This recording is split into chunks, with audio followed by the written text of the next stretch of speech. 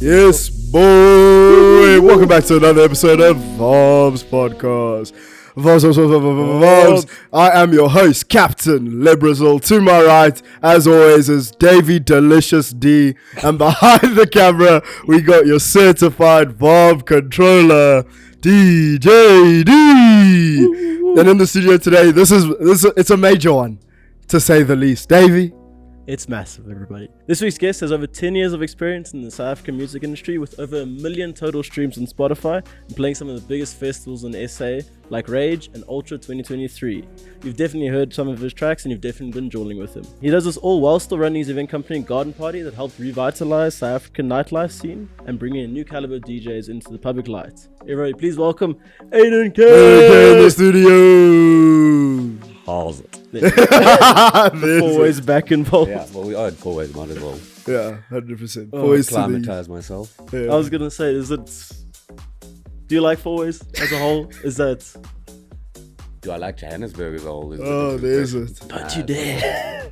But when you come from the East Rand, 4 ways is like... You know that scene in The Lion King where like... the Mufasa Don't say it. and you're looking out over this landscape. It's like that's how people from the East Rand view any other area of Johannesburg. Yeah. It's like, look, no, so far. Oh my God. And then it's like, what's that dark part in the corner? It's like, Shut up. That's 4 ways. We don't go to 4 ways. Pretty much. Yeah. Oh. But yeah, like Davey said, DJ, party thrower, producer. Out of those like 3 legs, which one is your favorite and like why? Well, I think the thing that you didn't mention, which not a lot of people know, is that I've been DJing for 14 years this year. Kind of like I started when I was in school, but Yeah. like I guess you can say that, but at the same time, it was only really something that I pursued from when I left school. So now it's 12 years, I guess, somewhere around there.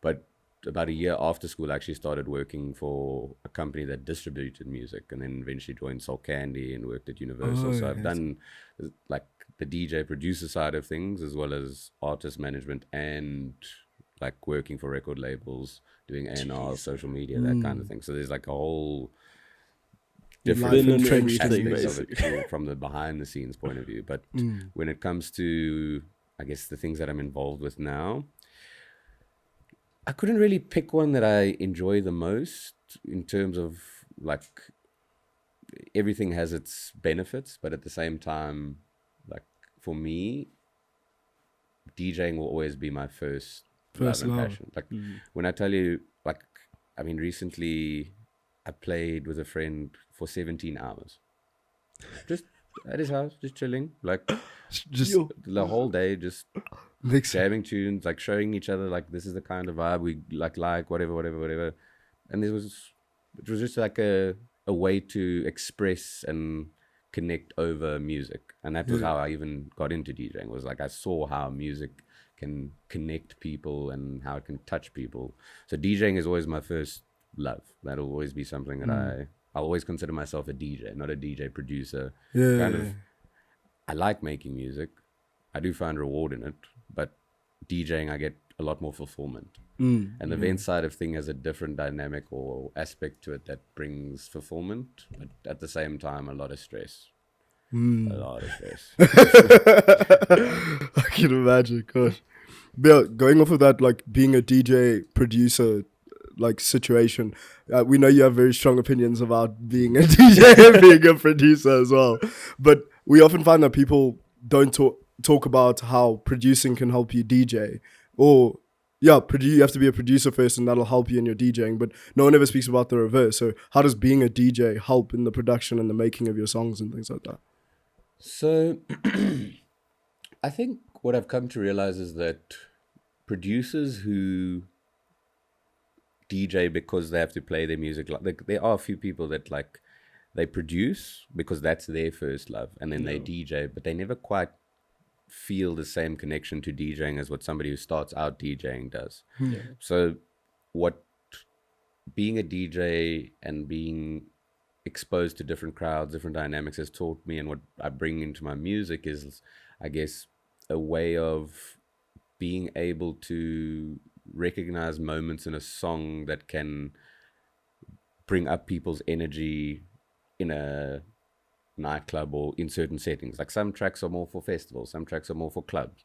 Like you'll hear very uplifting songs you can't play in a nightclub. Yeah. At a festival you can, but so there's those kinds of things. But I think on the reverse of that, being a producer brings a different aspect to your DJing, because you start to realize how certain tracks work together, whether they're in key, when it comes to effects, like what you can use, what you can't use, the moments in a track where you can use effects or where you should be transitioning. So there's a lot that there's a lot of value in doing both. But I think a lot of people struggle with, if they get into this being a producer, it's a very like you're always alone, really, like it's very isolating. So then if that's how you get into the industry, now you're put in these environments where you have to play for or be around people, it's quite daunting. And you can see some people have genuine like social anxiety when it comes to being out, and some people deal with that in a way of like distancing themselves, and some have to like put on a persona or like use like alcohol to be able to bring out a side of them that I guess kind of releases that inhibition that stops them from being sociable, or like calms that anxiety, I guess. Like, so imagine, must be such a massive change to go literally from a computer screen in your room, no one's gonna bother you, and be like, cool, 500 people enjoy. And it's like, what? I mean, that's genuinely like such a daunting experience for people, that you spend so much time alone. And this is why it's hard for people to understand that when you're out, because they kind of think you're either rude if you don't engage with them, or you're shy, or whatever it is. But in reality, if you get into this because you spend 5-6 hours a day isolated in a room having to make music, and now you're surrounded by 5,000 people, it's a very different dynamic. Yeah, you have to acclimatize. Everyone's like, oh, you're such an asshole. It's like, I was stressed about my set 4 hours before. This is work. I mean, generally, like, there's two things that I've come to realize with my own persona, is that one, when I play, I'm very focused on like what I'm doing. You won't see me do a lot of like movement or hands up or like anything. it's what I'm doing is the way, especially the way I play, is like it's very, I'm paying attention to what I'm doing. Yeah, 100%. So people might think that, you know, I'm not engaging or I'm shy or whatever it is. No, like I'm genuinely focused. And if you think about it that way, if you play an hour, 2 hour set, in what part of your life usually are you that focused for 2 hours? Yeah, 100%. And then when I finish playing, it actually takes a while to like reacclimatize yourself. And people are then, when you finish, like trying to get your attention or engage with you, and I'm just like, just give me a moment. And it's the opposite, and it's the exact opposite how you're feeling, because it's like you're like on this big dump, and it's like, hey man, that was a great set. It's like, please. You got me so hyped. It's like, I wish I didn't. Oh fuck. Exactly. You're like, you were there for 10 minutes, you asshole. I saw you.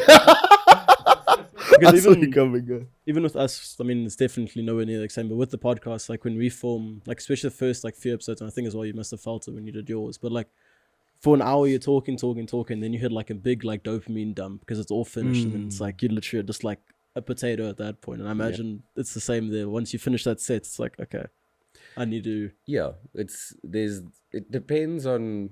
I guess there's a sense of the dopamine in your brain when you get the reaction from a crowd does like elevate, and then when it's finished, it's kind of, it starts to drain, and then you have to like pump it up again. Yeah, you basically have to come down to earth.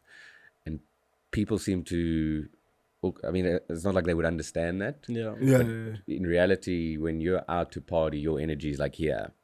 And if you in that situation, or you even arrive to a club, regardless of the time, you're sober and people are on this level and you're lower, it's like the issue isn't that you want to dismiss them because you're rude or you're arrogant. It's just like, we're not on the same level. Like, I can't meet you with the same energy if I'm sober arriving at a club. You're spitting in my ear. I'm just trying to get through the crowd. Chewing your, like, that happens a lot, bro. What's your like wildest fan experience? Like talking about that. There's one that I'm not prepared to. Oh, fuck's sake. Like, the NDA hasn't cleared yet. When I say wild, it was like fearing for my life. But yeah, that's not one. But yeah, there's situations where you're. Yeah, that one I don't. That's completely fair. fair. We'll speak about that off camera. But I'd say like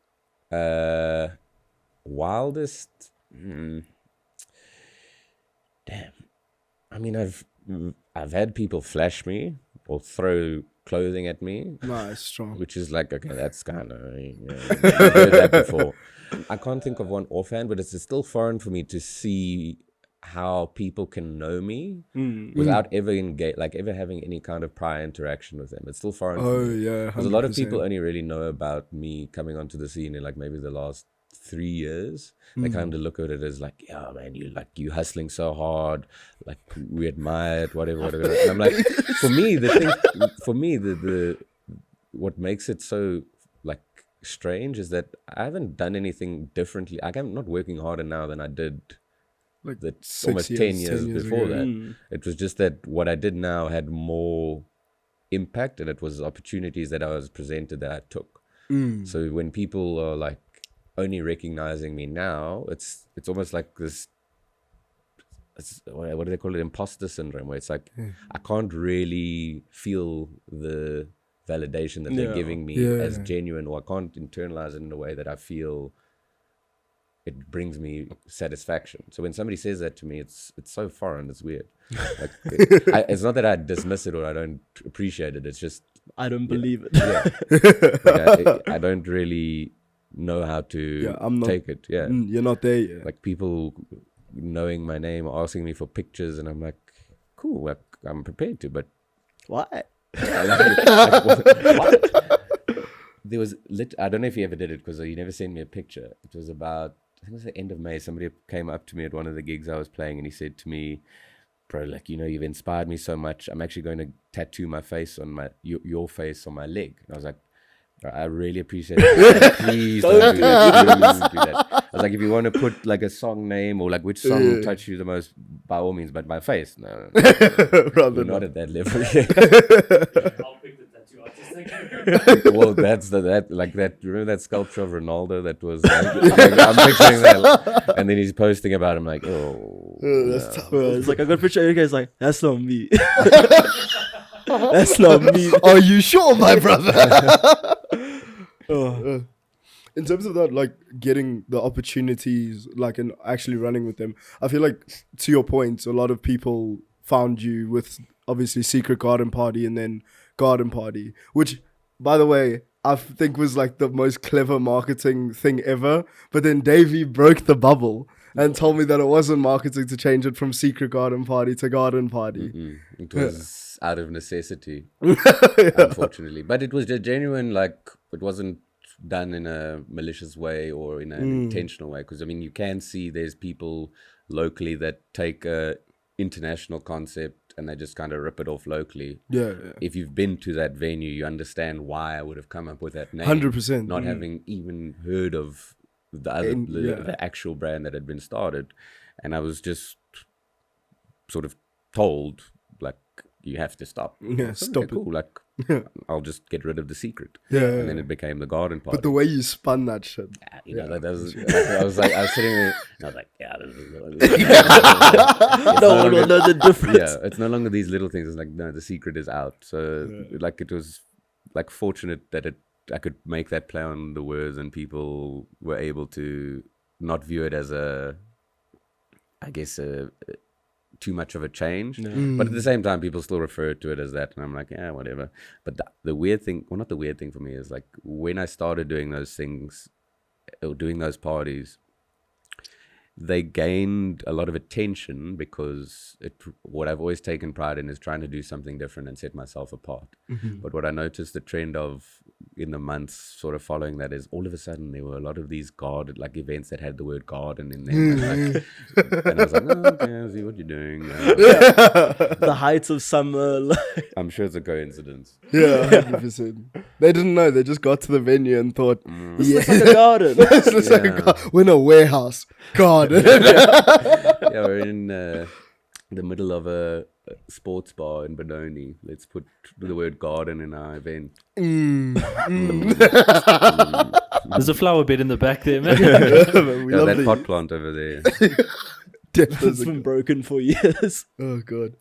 What was it like starting Garden Party like during a time when there weren't that many events, and now literally like having event companies like showing up every other day and like they're having events every single week? And So I mean, there's a lot that I've come to realize about the journey that I've been on over the last, what is it now, 18 months, 20 months since I started in August 2021.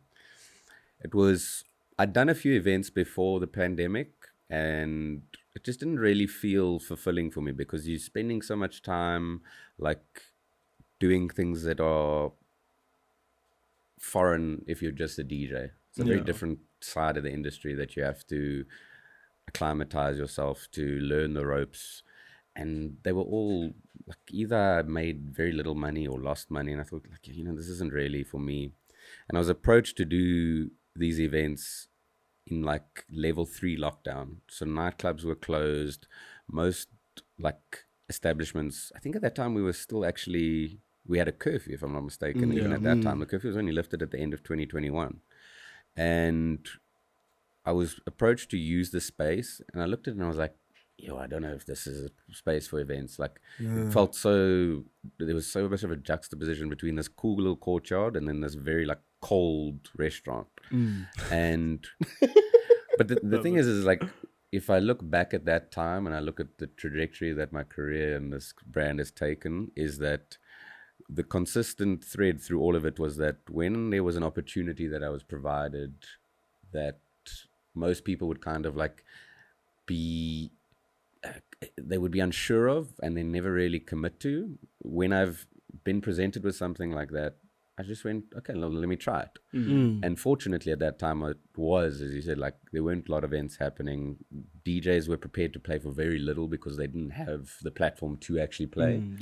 And it allowed me to start the brand and learn the things that you do that you don't do in a time where there wasn't much competition, whereas now there's a lot of competition. So I guess the value in having taken that risk was that I was able to do it with very little risk. And if I look at where I'm at now, the value in doing the events or the reason I continue doing them beyond just the first few, when things started to open up and it became harder to try and compete, was that I now have a platform when I throw an event to be able to represent the music and the brand that I want to put out to the world, which I didn't have before. And that's essentially what drives me, is to be able to curate a lineup or throw an event where I can play whatever I want, and if you don't like it, you still paid entrance. And I mean, as far as I can tell anyway, it hasn't yet been an issue, but that's why I do it, man. David, do you want to talk about your first garden party? I love that event so much, because I feel like as well you got us like on the cusp of like the big techno introduction into SA, because like mainstream tech house and techno was coming in. I think Oliver Coletti had just come. Yeah, I think so. Yeah. And then like garden party came through and it was just like all techno, and I was like, this is it. And then our entire summer was Afro tech. I actually have a bone to pick because you played some of like the most like beautiful like Anima style Tale of Us, like those like types of tunes of like garden party. It felt like very, I don't want to say sophisticated techno, but like sophisticated techno, like nothing that we had heard like prior in like 2020. So I'm like, oh wait, this is going to be the whole season. This is going to be amazing. Then somebody got bit by Afrotech. I don't know fucking where. And then that made a rise. And I love Afrotech, don't get me wrong. But I thought my summer was going to be just like techno bangers like the whole way through. And then nothing. Like Katie's every Sunday. Maybe at Katie's every Sunday. Love Katie's Palace. Please book us more. I don't know. Which is this previous summer, like the end of last year. Yeah, end of last year. Or 2 years. Yeah, last year I think it was. 2021 or 2022? 2022, yeah. So you know the I guess the challenge that we're faced with now in the industry as a whole, and I've had this conversation with a lot of people that are, I guess, unaware of it. So like the way that I view myself is that I'm always prepared to challenge the status quo. Is like, if it's like this and you believe this and you are so convinced in your opinions that this is what you know, you're unable to question things in a way that allows you to I guess, have a different perception of it. You almost view it from an external or different angle. And what I've realized recently is that, like, as you said, techno's popping off in some places. But if you think about where the music industry was pre-pandemic, 10 years ago, 5 years ago, where we're at now is that the entire scene is so segmented that there's not like one sound or genre that's killing it. Like if you think about 2010, 2011, EDM was it, bro. Big Swedish room House tricks. Mafia, Avicii, that was like that. Like if you could bring Swedish House Mafia at that time, like as they did, that is the pinnacle of what people listen to. There's always going to be the underground, but that was what people listened to. Then there was the jacking, then it was fidget, then it was bass house, then it was tech house. Now we're in a kind of weird space where there's Afro, techno, hip hop, amapiano. That's all. They've all got their little niches, but there's not one sound that's dominating. So you have to kind of find a way to adapt and cater, like without selling yourself or selling your soul. But you can't really be like, this is my niche, and expect to grow beyond that niche in the current climate of the music industry until wherever we end up going. But that's the thing, is I question those kind of things, and then people are like, oh yeah, that makes sense.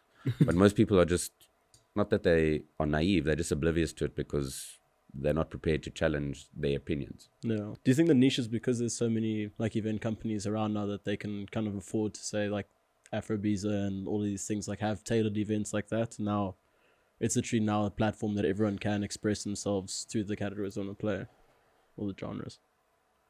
I mean, it's not necessarily that I have the answers all the time.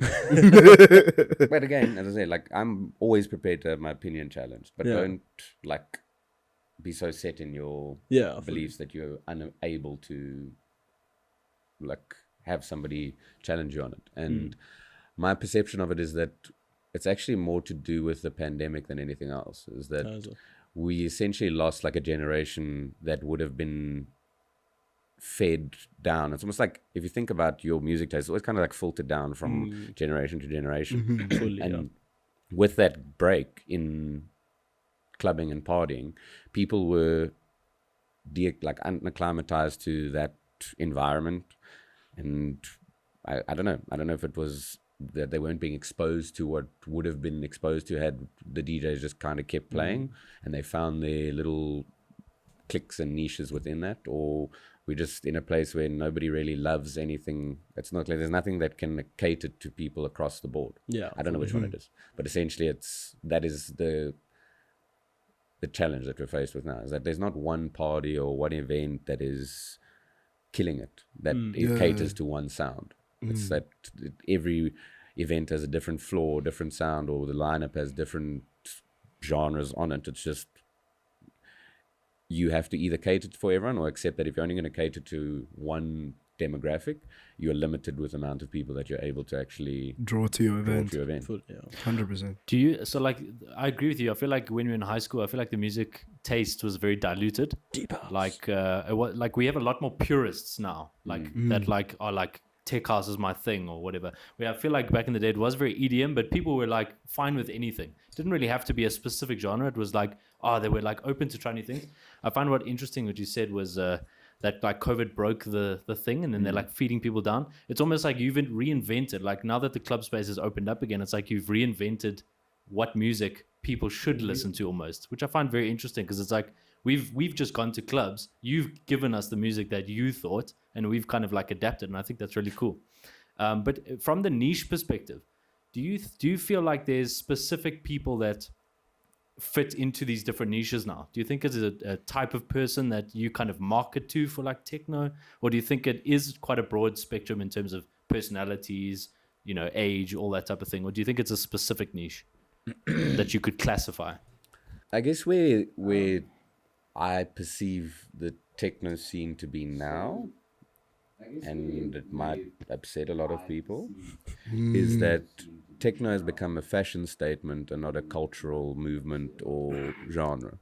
If you just like, without throwing people under the bus or mentioning names, if you look at some of the things that are put out on social media from certain events, and you look at the way people dress, the way they like. I mean, I'm all for like, do whatever you like, be whoever you want to be.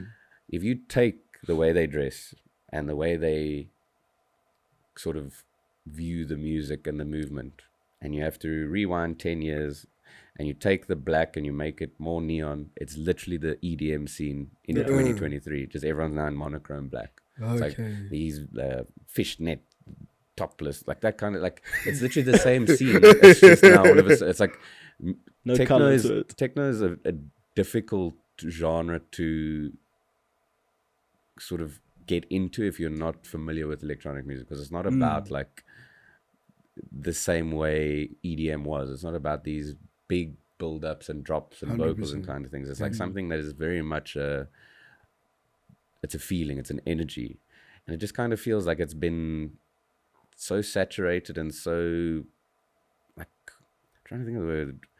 It's kind of been so, the best word I can use was like bastardized in a way, that it's now become more about being seen and the fashion and that than it actually is about the music. Listening to the music. And when I do an event, there's always a consideration as to where do I see this, like, who do I see this event catering to? And for me, being the DJ that I usually play like a headline slot, if it's an event that I actually want to play, like as the headliner, I think of like, who do I want to bring to that event that I can play for?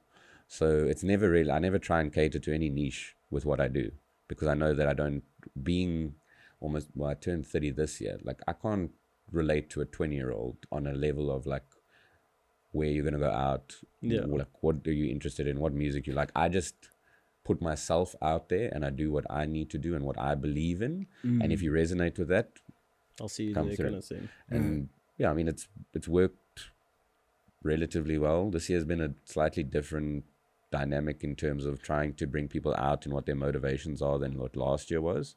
But other than that, like, I don't think you can only cater to one niche. You have to try and, the whole reason I do events still is to be able to bridge the gap between the purists that only go to certain venues, or the promoters that only play a certain sound, or DJs that only play a certain sound, and like the very accessible, like disposable kind of music. So I try and find the middle ground between those two, where I can play a style of music that if you don't love, or you're not super attached to underground or techno, let's use that for an example, you won't come there and think, nah, this music is shit. Yeah.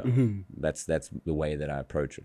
Yeah. But then still giving a space for new people to come into it and be like, oh, I actually enjoy this genre. And like, Exactly. And there's always been this trend, especially in the sort of niche movements, of like, it's not about letting new people in. It's got to be exclusive, or it's got to be like, yeah, there's a long exactly story that. behind that. I was going to say, even with that fashion statement, I think it was Truth the one night, but there were a bunch of people in the front row that had dummies in their mouth. Oh, fuck. That's been a trend for a long time. I know that's his name, but it just felt like they were there like, I need to tell you I'm on MD. They were just trying to let take you- care of It's themselves. basically like a gum guard so that you don't chew your teeth too down. Yeah. I remember, but also again, to the fashion statement point, we were at Truth and we arrived at like 2 in the morning or something like that. Then we were grooving and it seemed like a normal like Truth crowd, Truth night. And then another event somewhere down the way ended and everybody from that event came in and you could immediately feel the shift. The Matrix came. It was the trench There coats, was a leather the jacket. fishnets. It's major. Oh, God. In throwing events, I know you mentioned that there's a different dynamic from last year to this year. We've noticed that you've like partnered up with like different event companies to throw events as well. Is that something that you initially had intended to do, or is it almost like out of necessity, or does that help you bring in a certain crowd to your parties as well, being associated with the events you choose to partner with? The reason that I collaborate with other brands is that, for one, it's sharing the workload, because I run this myself, which as far as I'm aware of, to the best of my knowledge, I'm one of the only people that do, which could be to my detriment for like the most part, because it's a lot of work and it takes a lot out of you. But at the same time, it's not really out of necessity per se. I do think that the way that the scene has shifted lately is that there needs to be more collaboration, not even in doing an event together, but communication as to, like, it's stupid for event companies to throw events on the same day that are trying to cater for the same market, because you can't compete in this environment at the moment. Like, there's no point in competing with each other. There's the like established brands that have been doing this for 10 years that will have their crowds, but if I look at the where I fit into the scene as a promoter, like, there's companies that I would sort of associate with or view in the same light, and it's stupid for us to just decide, okay, or not even decide, but we don't communicate enough or have that kind of understanding that, like, let's not throw an event on the same day or the same weekend. Because last year, I guess you could throw an event on the same weekend and wouldn't have much impact. If you threw an event on the same day, you'd be competing. But now it's like, if you throw an event on the same weekend, they're going to maybe go out once a weekend. Whether it's financial circumstances, whatever it is, it's just like, people don't quite understand, especially if you're putting on a show that has a cost involved in it. Like, if you're having to bring in sound or those kinds of, that kind of infrastructure, it's like you're putting a lot of money on the line. It makes no sense for us all to do that and potentially lose money than if we have the kind of agreement where we go, okay, this weekend you get this date, 100%, and we're not going to throw an event on that date, so that you are able to make a little bit more, and then you have the understanding that the next time I'm going to do an event and you decide not to do one, because at this point in time, collaboration doesn't necessarily need to be cool, let's work together in that sense. It's just we need to cooperate. Well, I guess that's different. It's like, it's not necessarily that we have to collaborate, we just have to cooperate better, because we're trying to fight at this point over crumbs in this industry, not like the whole pie. One simple message will literally save someone a lot of money. One simple Google invite. Let's be like, boss, please. Just so you know. How many months in advance do you like plan a date? Like, could you pick a date out of interest? On average, I suppose. Sometimes there's probably exception. Sure, that's, I guess, again, one of the things that's to my detriment is very often it's not very long in advance. in reality, it's not very long Wakes in up on a advance. Sunday. If it's been some of the events this year where I've sort of planned to bring an international out, it's several months. But if it's, I mean, there's the things that I do at Babylon where we kind of know, okay, these are the dates. There's a public holiday, we're going to do one there. But there's certain events where just the opportunity arises and they go, would you like to do something on this date? And it could be 2 weeks before, 3 weeks before. But again, it doesn't really matter so much how long in advance you decide what you're going to do, because at the same time, like, if I look at this past weekend where we had Matt Sassari out, like, we'd agreed on that date last year, November, which was a very different reality to where the scene is now. And that, especially how big November was. I mean, with trying to, we committed to it and we had to see it through, but the scene and where the market was then versus where it is now impacted us quite negatively in trying to like get people out and actually get them to commit to going out. People are fickle at the moment. They're not prepared to commit to going out. Slightly cold. They want to stay home. I mean, the streets are not cold. necessarily just in winter, are but cold. like it's been this way the whole year. It's not something that I've experienced before, where people are just like unprepared to commit to where they want to go. They just decide on the night. Yeah, that's depressing. It's a bit of a mad vibe, but we can bring up the Vaabs, the cheeky Vaab chicks. Yeah, over at Vaabs podcast, Davey always runs through the people what a Vaab chick is. Davey, tell them. A Vaab chick is essentially we're give the guest. Is it a yes no? It's not a yes no. Yeah, don't shout at me, guys. I love the way that you say it, though. Give them an opinionated question. They describe it as good vibes, bad vibes, great vibes, or the worst vibes. What you say, and you can elaborate, or you can just leave it as it is. Okay. I hate you guys. So the first Vaab chick of the night, Vaab chick on fist bumping people in the crowd while you're mixing. So what we're working on a scale of what, like bad? Bad vibes is like you wanna like not fight the person, but you won't fist bump them. You can say aggressive vibes. Mix it however you want. Not in moderation is kind of like there's a threshold. It was like if you do it once, like there was one event that I played. Like if you want to fist bump me while I play, like with all due like, Yeah. I If I get the appreciate chance, that. Like, let's do it. This guy, it wasn't even fist bumping, bro. Like the problem was the DJ booth was set up like right in front of the crowd, and if I tell you, every 5 minutes he wanted to shake my hand, and he was so drunk that he would like grab my hand and then pull me, and eventually like he pulled me and I pulled him back, and I said, "Don't." And like that. So it's yeah, it's a 50-50. Like I appreciate it, but don't overdo it. Yeah. You know what I mean? Yeah. You get one fist bump a night. And And it's a fist bump, not a handshake. Yeah, we're gonna call it mild vibes. Yeah. Mild vibes. I feel like if we do one fist bump as well, I'm sure like millions of other people come quickly like to fist bump. That's just my perception. it's still those running. Yeah, it's still. It's like he shook someone's hand. Let's go. He said, let's go say hi to him. He's like, Dol, what are you doing? Just chill. He's working. Fuck's sakes. This vibe check is a little bit closer to home, but vibe check on passing the truth at the jaw. Good vibes, bad vibes. Oh fuck no. Bad vibes. Like, you know what?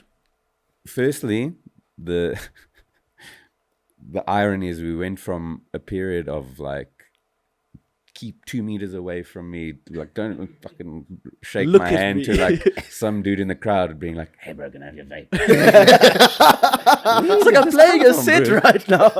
But at the same time, it's like, why? Yeah. Why would I put like no, No, we literally so gym conscious now. no, like And even for me, I can understand maybe for disposal, but you've got a unit there, and it's like I feel like when people like this see thing is like when Ew. people see it and obviously the smoke comes out, they're like, but it's I so want- like I can't be like discreet with it. But at the same time, it doesn't mean I'm gonna let you put your mouth on it, bro. Like, please, no. Fucking relax, bro. he's like, no, come on, please, please. No, come. Like this is not where did this become a thing? Like Out of nowhere as well. Like Literally. within, because I mean, even vaping like that, like with the actual ones, Yeah. was like very niche it was for quite a bit, and then it was Definitely. like niche, and then almost non-existent, and then it was like Yeah. disposables. Disposables, yeah. Bam. No one's out here sharing guys anymore. I I barely would see gladly people give you a smoke. cigarette. Yeah, my brother, have a cigarette, but I don't smoke cigarettes anymore. So it's like, no, I'm not gonna give. I'm glad you give me a Actually, you know what I'm disposable. gonna do? I'm gonna get, like, you know, you get those like plastic. What do you call it? It's not like a straw, but that thing that goes. The in- mouthpiece. Oh, the hubbly piece. Yeah, you can put it in the. I'll press the You give it a button. straw.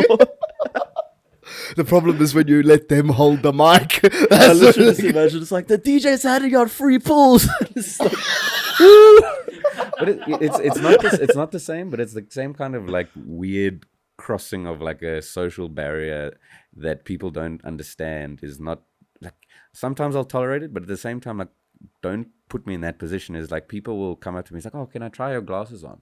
like, ooh. You know what I mean? Do they do that to you as well? At Babylon, so when I'm bartending, I'll be like asking, like, "Oh, what do you want?" It's like, "Oh, these are cool glasses," and they'll like stick their hand on my face to like grab it, and I'm like, "I'll punch someone gladly for And that." I think, okay, granted, it's usually women that do it. So you kind of take into consideration that you don't want to be too dismissive. So Yeah. sometimes it's not that you have an intention, you indulge it. But if I do that, don't abuse it and be like, okay, I'm keeping them. No, that's like, these are Did your parents not teach you? Like, You are boundaries? stealing. That's Dave. Mama paid money for those, man, please. And the worst is as well, they'll put them on like this with like they bend the rims, and you can see, and it's like, or touch the don't lenses, do and I'm like, that. no, come on. I hate drunk people. I love when people with glasses bond. No big glasses. It's like sharing a cigarette. No mouthpiece. Yeah.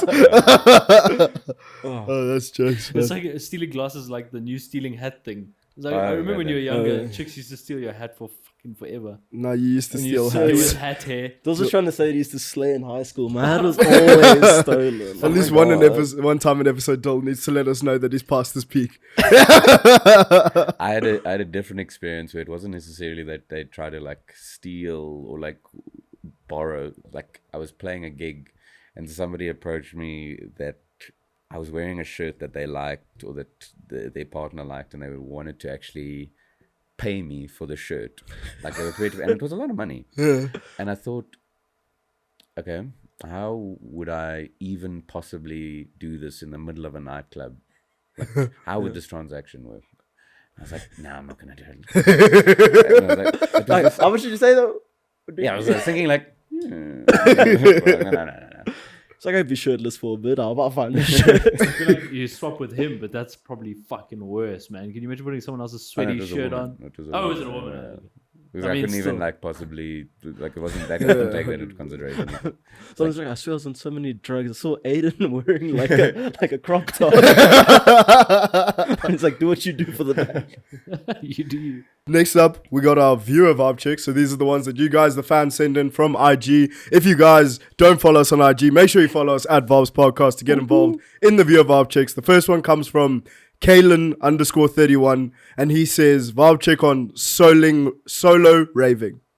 I think people seem to view it as like why like they view it as almost foreign and weird. Like if you are out by yourself, it's almost like so foreign for people to understand. But at the same time, if you can enjoy yourself by yourself, sober, not sober, whatever the circumstances are, by all means, please go ahead and do it. Like if you, the difference is like if you're there for the music and the experience, like by all, like freedom to you, brother. But if you're there to like try and pick up chicks or perv over women by yourself, Oh, then you get those guys as well. Like that's We've seen like a that different before. context to it. Yeah. But yeah, do it. Yeah, 100%. That's beautiful to look at that, man. I could never though. I have too much anxiety. Like going out, I feel like to like a drum and bass rave, I could do it because I hardly ever talk to David when we're raving. So it's like literally just focus on the music and Yeah. enjoying the vibe. But I feel like with, I don't know, with like other genres, I think I'd be doing too much. Like I'd be like, I don't know why it feels different for some reason. for me, I feel techno is very like social, not social like that. Yeah, But you it can feels- almost like I feel like all genres have it though. But I feel like you can engage more like, oh, this song is like really nice kind of thing. Like you were there for it with each other. I guess it also depends on like who you know that's there. It's like you can go out by yourself. If you know other people that are going to be there and you Yeah. can socialize with them, then it's more comfortable. But if you know no one there, it can be daunting and like intimidating, and you can feel uncomfortable being like, I know nobody, I'm just standing here by myself. But as I said, if you're going there for the music, do it. Yeah. Yeah. Like we went to Benoni this weekend for a drum and bass event, and I was thinking if I was there by So myself, those are two words that I did not expect. Like, believe me, as we were Bass driving, event in as we Benoni, were like- driving, we were like, what? Like, are we doing this? And like the GPS is like, you'll be arriving on your left, and it's like, I hope we got the wrong address. I'm just trying to, I mean, I grew up in Benoni. I'm trying to imagine where that would have even been. You know, just past Northmead. Oh, what's it called? Oh, you know Rhinefield Spa? Yeah. So if you go down there, there's that bar. Marley, no, Arnie? What the fuck is it called? There's It's like a beach. Palm Beach. Palm Beach. I mean, you brought that on yourself. We don't know anywhere other than the north, so it's like you say it's in Palm Beach, we're like we'll be at Palm Beach. And you get to Palm Beach, you're like, where's the beach? I went and I ordered a double vodka Red Bull and a passion fruit lemonade. There were 7 people trying to complete this order. Like everything went wrong. Everyone was like, what is happening? Did you want a Red Bull? And I was like, yeah. Then they put the passion fruit and they're about to dump the Red Bull. I'm like, don't do that. Welcome to Benoni. Welcome to Benoni. Major. That was a hard time. I enjoyed that. Thank We had Anything fun. besides the brandy and coke, and you've already lost it. Yeah, there you like. The guy had his name like on like a rugby jersey. I was like, I guarantee that's your name as well. You went to Sportsman's Warehouse and put that name on your shirt yourself. Fuck's sakes. The next Vaabs check comes from Wade Mini, and he says, Vaabs check on looking at the crowd while DJing. Feel like you got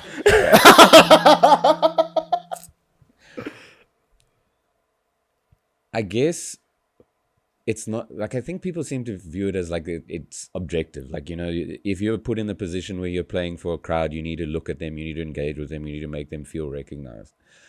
I come from a background of like always play, like when I started DJing, the DJ wasn't put in the center of the club or in the you weren't even sometimes known to be where you were. Yeah, you were we just would kind been of on the there. radio at that point. Yeah, and for me now to be put in the position that I'm in, like I don't get any reward from like seeing you look at me. You know what I mean? I want to, like, if I see or hear your reaction, like the most fulfilling part of playing is when a song drops and you hear people like, yes, don't fucking chant, please. But like you hear that like yeses or the whistling or the like the reaction, that's rewarding for me. I don't need to see like I'll watch or like I'll look up to see, okay, are they dancing? Are they not dancing? If they're dancing, cool. But like looking at the crowd while playing, there's nothing more awkward. Like, Everyone's just staring at like, it's the same thing. Like people don't like view it the same, but I view it the same. As if you watch a stand-up comedian, they're standing on stage, they're not looking at anybody. They're looking out, yes, but they're not looking at people in particular. And you can do that while DJing, but the problem is that people are staring at you, looking for you to like look at them. them. Trying to get into your line of sight. Like like if you're watching a stand-up comedian or a show like that, yes, they're looking out at the crowd, but you're not like waiting for them to make eye contact. You're like, They might just roast you. like there's videos of like a certain venue, won't mention name, but like you see, like I see these videos of these kids like standing like arms on the DJ booth like this. I'm like, bro, this isn't what this is about. Like, you should just be there to enjoy yourself. And like, granted, as I said, like the way that I approach what I do is that I don't just play like this. Every DJ has a different way of playing and what they get out of it. And some are very stuck in their ways as to like, if you're playing a song, you must play the whole song because that's how it was intended to be played. Cool.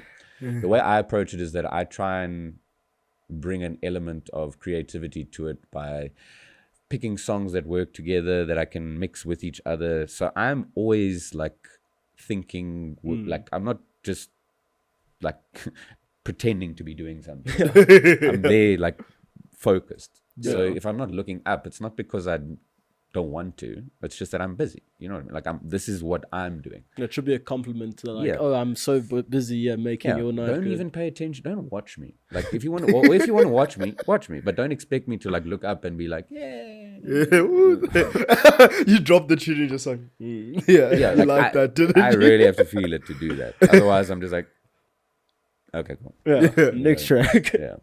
Let's keep moving.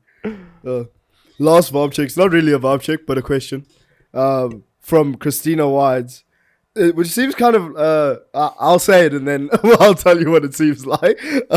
But question being, why don't you bring DJs from CT to Josie? And then she says some DJ names, but we're not going to free plug. Yeah. If they want to plug, they need to be on the podcast.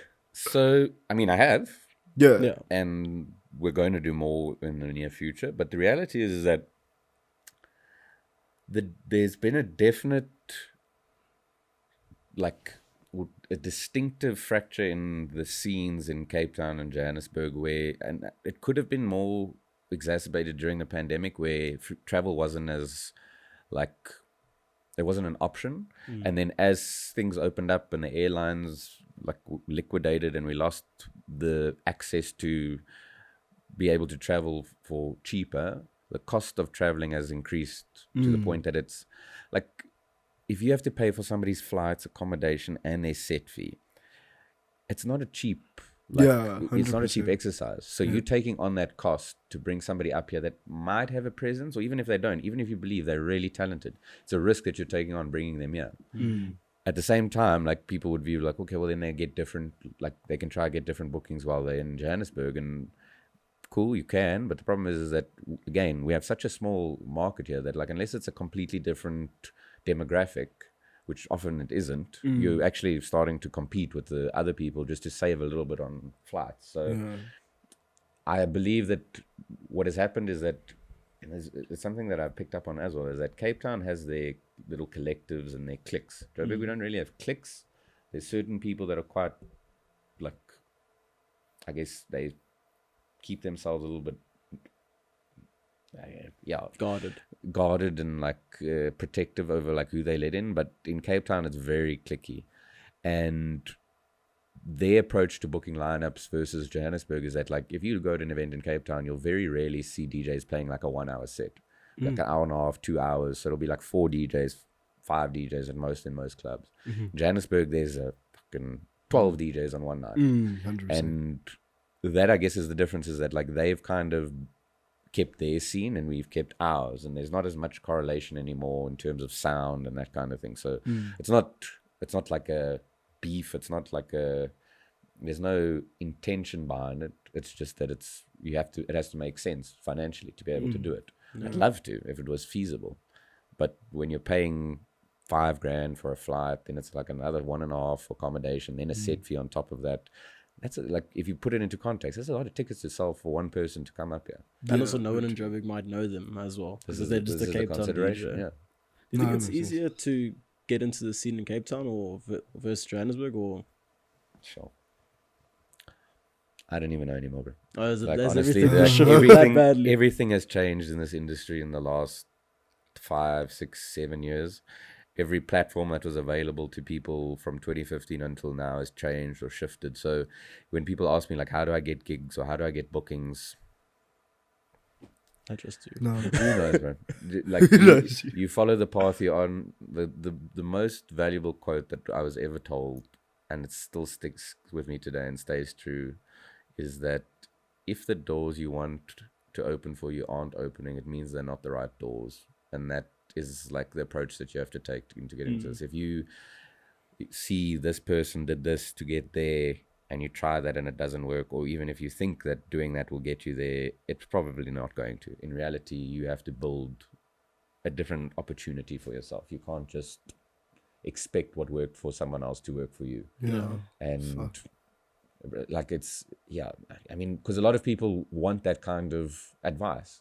I can't give it to you, because nothing about this industry is finite. Everything's a guessing game. Nothing makes All that sense you can anymore. do is stay true to yourself and try and do something that sets you apart from everybody else. Yeah.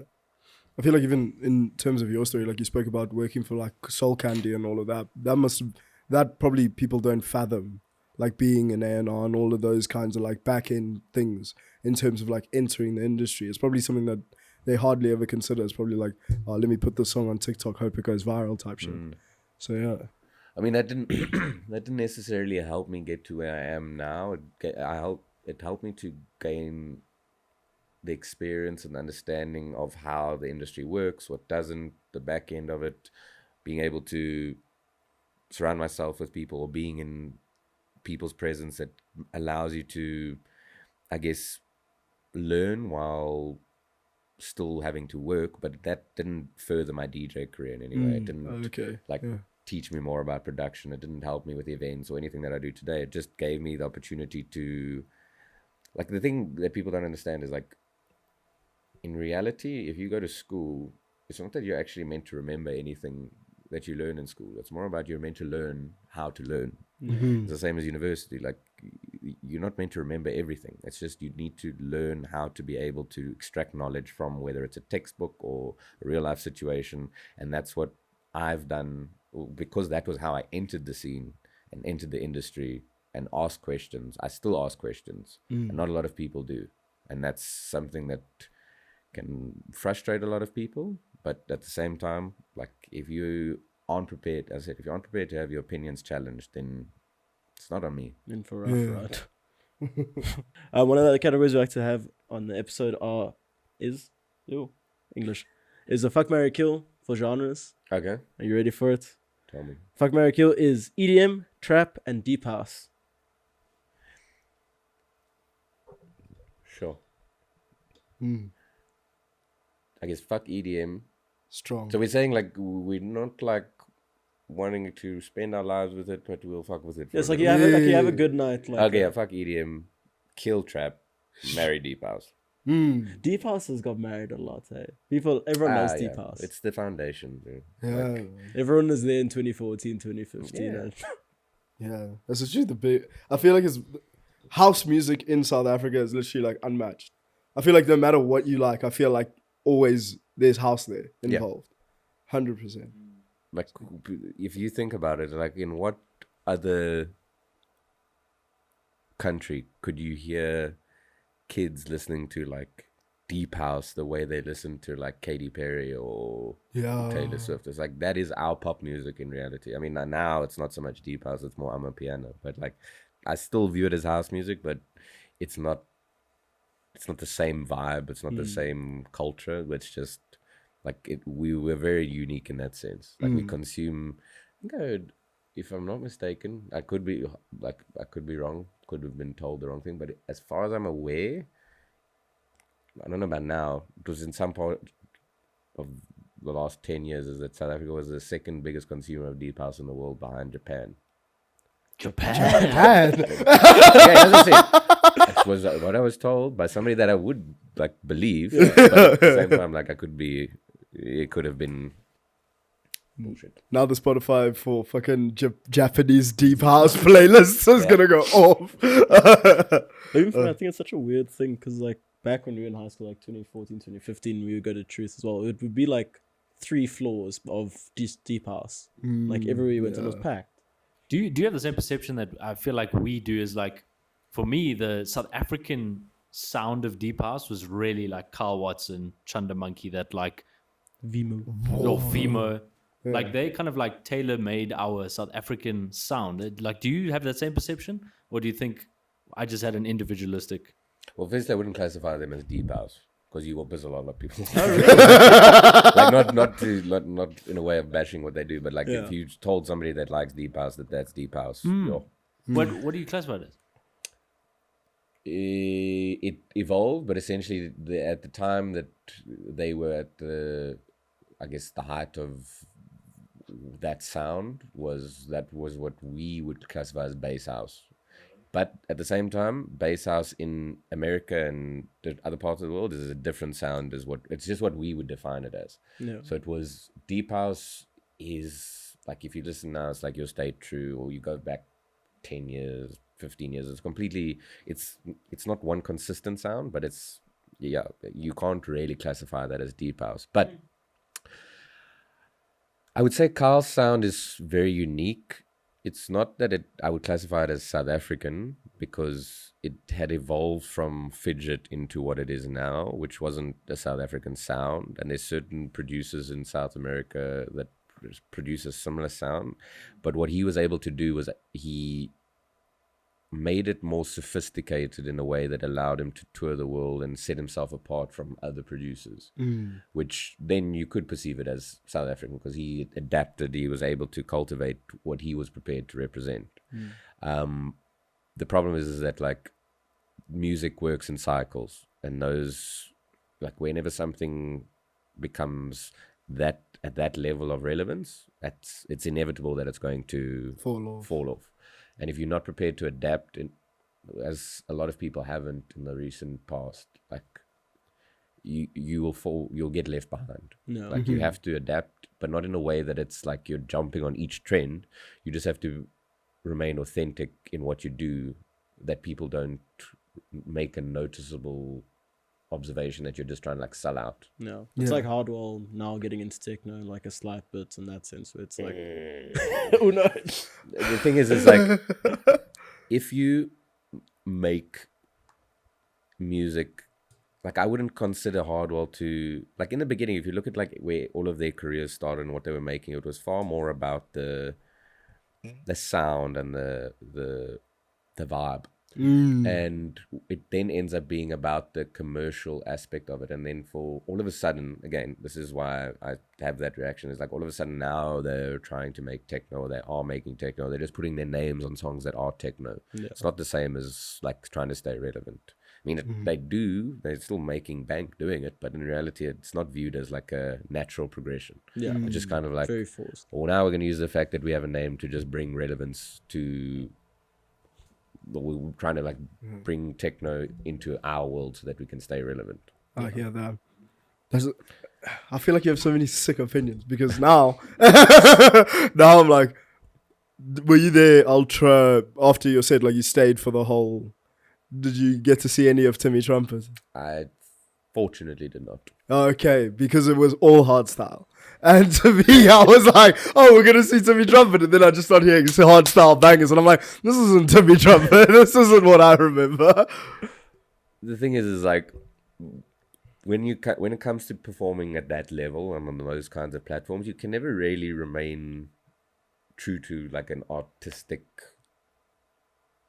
the art isn't what's being portrayed in your performance. It's the performance, whatever it is. Whether you're somebody like him who's kind of like I wouldn't say gimmick, but he uses those little things to set himself apart. The same as Marshmallow and Deadmau5 and Salvatore Ganacci, or like those people that are like, they set themselves apart by being a personality. Almost. Fisher. It's like the art isn't what's being. You're not selling your art. You're selling your persona. Whereas, like, there's essentially a lot of depth that you can get into with that. But that's the thing, is that if you're on that platform, you can't really focus on like the creative side of it. You're just performing, and whatever it is, you're gonna do that. Like, whether it's pyrotechnics, visuals, or whatever it is, you're just there to entertain. You're not there to actually like create a vibe in what you're playing. You're just like, here's my tracks, here's my set list, I'm gonna play this banger or main stage, whatever, and Put a firework there. And you're gonna love it because you came to see me, not the music. Me. You're at main stage at 1 o'clock in the morning. You know why? You know what you came for. How was it playing Ultra? Like, how did it feel? That surrealism that came through afterwards.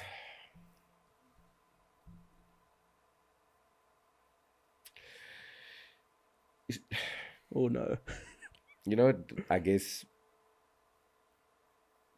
without getting into too much detail, it wasn't a rewarding experience for a lot of reasons. Not that it was a bad gig or anything like that, but I think the fact that I'd played about 30-40 minutes after Costa Titch had passed, having seen him backstage, and like I wasn't friends with him, but we greeted him, and like seeing that and then having that happen, like, caused like a disconnect in me between being present and like, it wasn't that I was traumatized by it necessarily. I mean, it does impact you. It's regardless, like, no matter who you are, it does have an impact on you.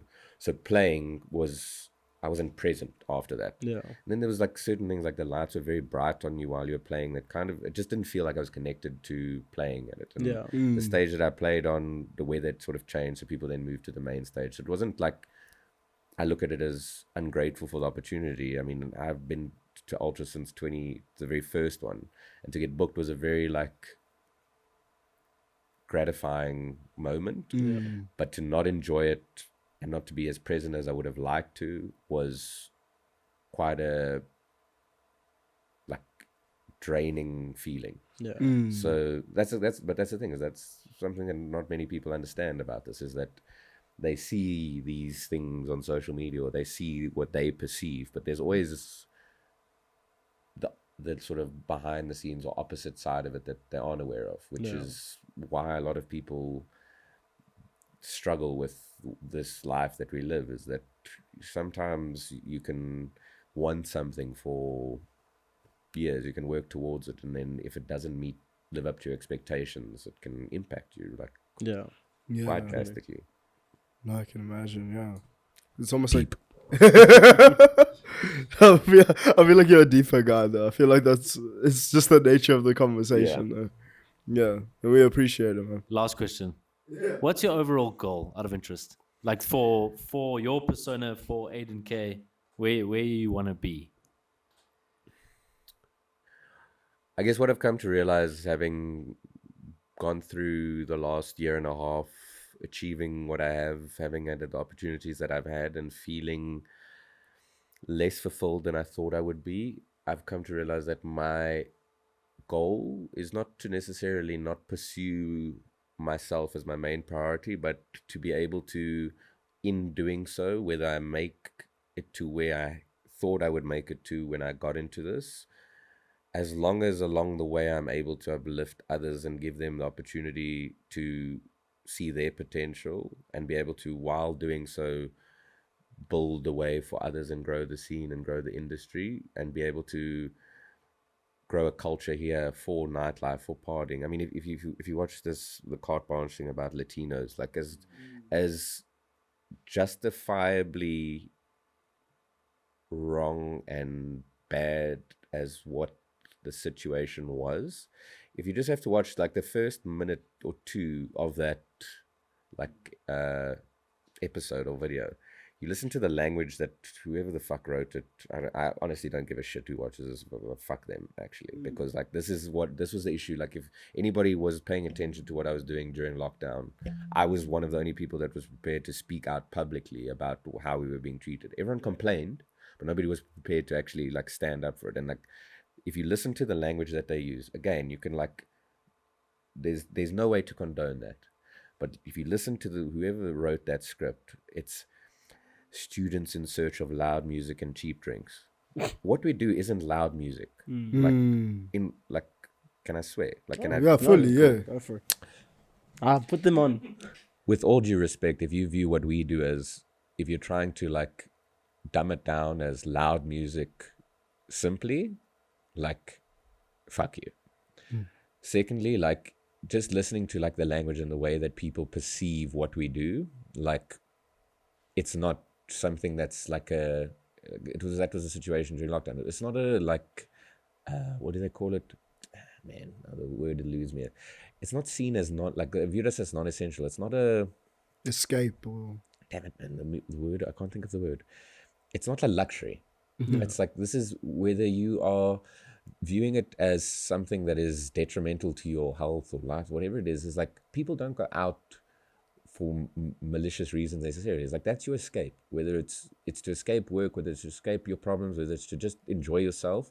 You can't belittle what we do as simply loud music and cheap drinks. Like when I watched that, I didn't even give a fuck about the rest of the video, because like if that's the way that we are perceived and what we do, yes, what they did, as I said, you can't condone it, but like don't, like as I said, if you just go watch that episode and listen to the language, you'll understand how that pisses me off as somebody that's as invested in the industry as what I am. So what I'm trying to do as best I can is to uplift the industry and make it that we can grow it without letting those kinds of people that don't view as what we do as rewarding or worthwhile, like whatever it might be, just build a culture that we can grow the scene here, because it's not something that's not essential. It's not something that's just seen as a luxury or whatever, the like behaving badly or irresponsible. It's like that genuinely pisses me off. Like that's something that I'm prepared to like lay my head on the chopping block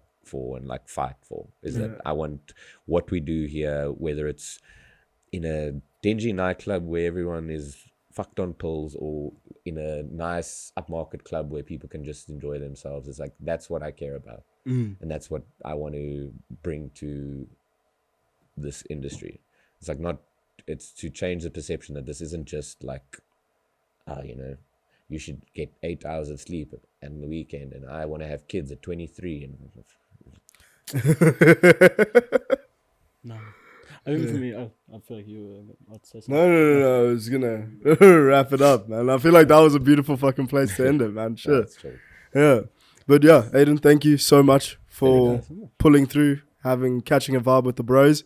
Where can the people find you on the socials? I just go onto Instagram, bro. Like it's the only place that really matters. It's just Aidin, Aidin. Please spell it Aidin. Yeah, I know. I've seen it by now. Like, I mean, if you don't know that it's an I and then a long day. You don't really pay attention. You're not here for me. Yeah, 100%. But yeah, guys, once again, thank you so much, Aidin, for pulling through, catching vibes with us. For Dylan, DJ D Dooley, Captain Librazil, myself, and your boy Davey Delicious D, we've been Vaabs Podcast, telling you to always keep vibing. Woo! Quickly, sorry, while we have battery, do you have anything coming up or anything that you want to promote? This week Friday. It's really, like, not really at the moment. Like, honestly, all I'm promoting is just like pay attention to what I'm doing and who I'm supporting, and we'll see where it goes, bro. Like, it's not about, I'm not trying to push anything. Just if you're paying attention to what I'm doing, then you'll see what I'm doing. Like, that's all. Respect.